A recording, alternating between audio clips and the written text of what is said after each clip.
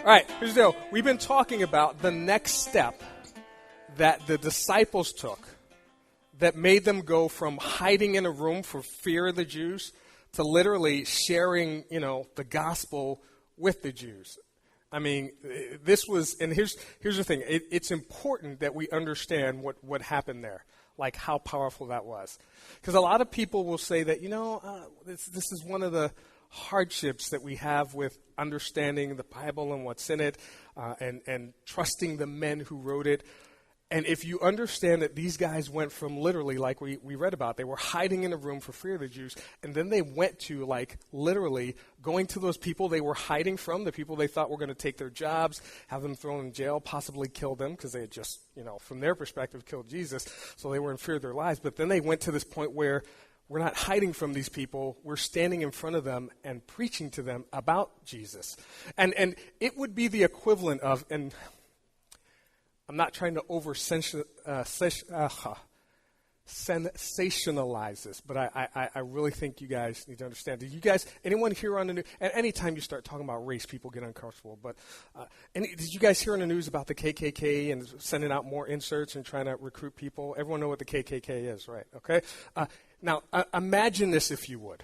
Imagine if, because I am, black pastor, shocking, with a white wife, a beautiful one at that, preaching to a white congregation. So imagine, if you would, if one day Krista and I walk out and there's burning crosses and threatening letters from the KKK on our front lawn. Right? That'd be, imagine if they're sending, threatening, we're going to kill you and kill your wife. So imagine if we went into hiding, and instead of, every Sunday just showing up here, because I know they're looking for me, I would just send videotaped messages to the tech team, and they would put them up on Sunday because I was in hiding and nobody knew where I was because I was in fear for my life and for my family from the KKK, which, by the way, that would be a great movie. Not that I support the KKK, but, okay, so, imagine that. That's the kind of fear that the disciples had. Now, picture if one Sunday you show up, there's the videotape message from Floyd. We still don't know where he is. Next Sunday, there's the videotape message from Floyd. He's still in hiding. They must still be after him. The next Sunday, you show up, and I'm standing here, and I am telling you guys that, hey, you know what? KKK, great place to get started. You should join. And then you go home, and you look on your TV, and there's me with my hat turned back saying, get up off the couch. You want to make the call. Call and join the KKK. Have you seen those commercials? Call and join the KKK. Afterwards, Christy is sitting there with the little headphone on saying, I'm so glad you enjoyed that commercial. If you want to call and join the KKK, the number is right there on your screen. You would be like, what in the ham sandwich happened to make Floyd go from hiding from the KKK, something crazy must have happened, because now he's all for it, right? There had to be some tremendous change, and that's literally what happened to the apostles. They went from literally hiding for fear of their lives, threatening being thrown in jail, killed, and they already saw Jesus killed, so it wasn't they won't kill us. They're yeah, they'll kill us. But then they flipped the script and went to hey, I can't hide anymore.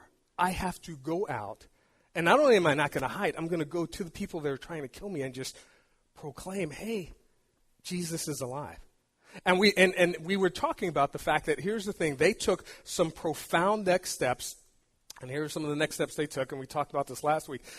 They got involved in authentic community. Okay? Not just showing up at one place every now and then. They became a community of believers, a community of people, authentic community, being authentic, being real with one another, community, being there for one another. And we talked about how over and over and over they were willing to sell things, put their homes and cars and all that stuff up for sale in order to meet the needs of one another.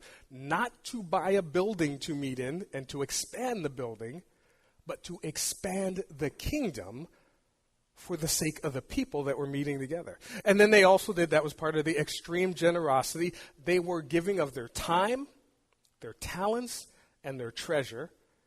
And again, it wasn't about, because when we think of church today, this is not the way they did church. They didn't have a guy standing up there on a microphone and, all that kind of stuff. The church wasn't about a building. It was the people coming together to meet one another's needs. So when they gave their time, their talents, and their treasure, they were doing it for the people. And then there was, of course, passionate spirituality. They had a culture, rather than a day where they worship God, they created a culture where regularly, consistently, they spent time together, fellowship, hanging out with one another, in prayer, and in God's Word.